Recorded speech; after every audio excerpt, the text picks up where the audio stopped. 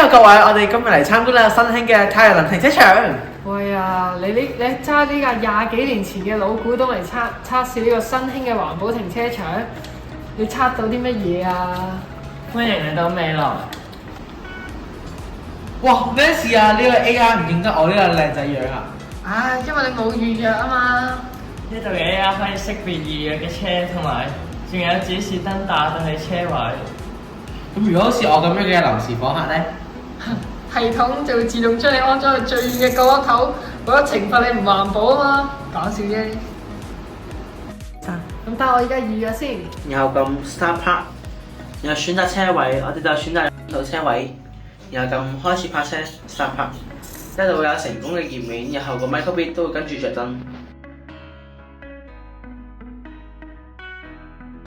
呢啲太陽能板每日可以發到200度電㗎。哇！點解呢地板咁特別嘅？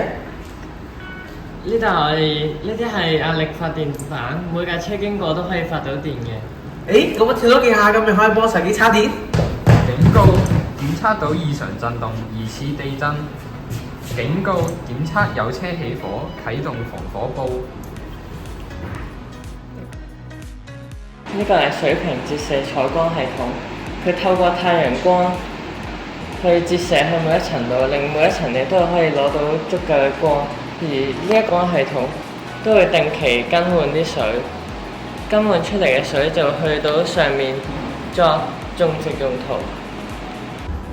但係香港呢個天氣隨時打風落雨，咁啲車水浸點算啊？唔緊要，呢個停車場有水位檢測器，當啲水去到某個高度就會發出聲音同埋視覺上嘅提醒，同埋個 app 嗰度都會提醒你。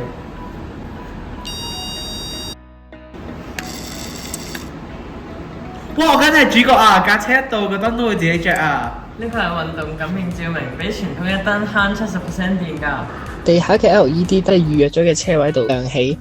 如果所有停車場都咁智能，咁每年就可以減少到200噸嘅碳排放，相當於700棵樹。泊車電動車唔單止可以享受泊車優惠同埋充電優惠添。太陽能停車場，減碳新發現。